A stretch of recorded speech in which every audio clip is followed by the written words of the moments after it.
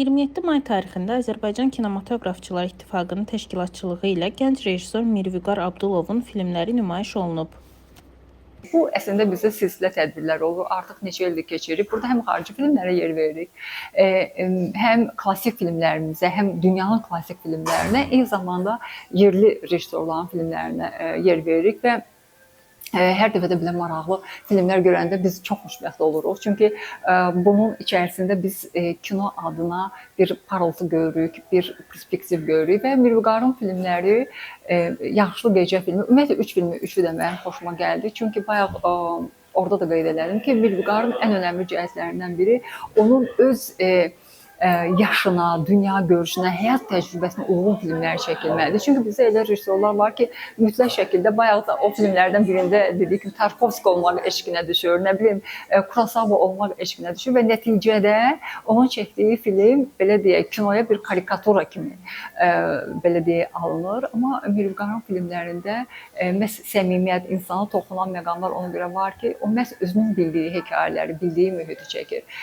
Və onun, misal üçün, Yaxşı Gecə filmində mənim nə xoşuma gəldi konkret. Bu konkret odur ki, absurd teatr estetikasında qurulub. İki sifarişli qətl törədən adam gündəlik məişət problemlərindən danışırlar. Uşaqlarının televizorda gedən o belə deyək də aqressiv cizgi filmlərinə etiraz edirlər və belə deyək də dünyanın aqressiyasına etiraz edirlər. Amma özləri sonunda məlum olur ki, bunlar qətl həyata keçirirlər və bununla da müasir dünyamızda həqiqətin nə qədər çox uzlu olduğunu göstərir və bizdə də insanlar var ki, sosial mediada insanlar belə deyək, ikili həyat yaşayırlar. Sosial mediada tamamilə başqa bir obraz təqdim edirlər, daxili dünyalarında başqa bir obraz. Bunun səmimiyyətinə inanırlar və Mirvüqarın filmində də o iki qəhrəman bunun səmimiyyətini sevir və onlar doğrudan sevirlər uşaqlar, yəni belə aqressiv böyüsün, amma bir tərəfdən də belə deyək də özləri bunu belə deyək, çətinliklə də olsa, hər şərtləri belə deyək də, indi onların da öz bəraəti var, buna məcbur.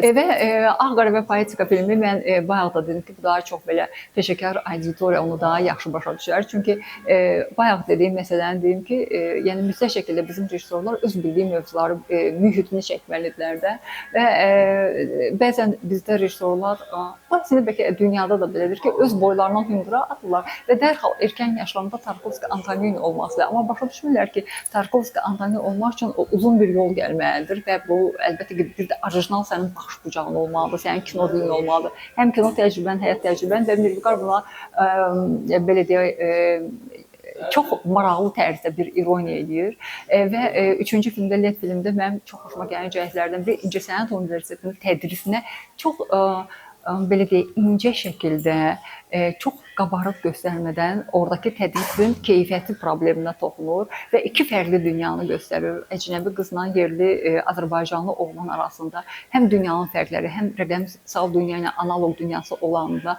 fərqin, ziddiyyətin və bəzən də bunun vəhdətini düşünürəm ki, bir sadə bir hekayədə bu məqamları həm vizual dillə yaxşı çatdırıb, həm də belə deyək, verbal dillə çatdıra bilir. 3 qısa metrajlı bədii filmi və bir sənətli filmin müəllif və rejissoru.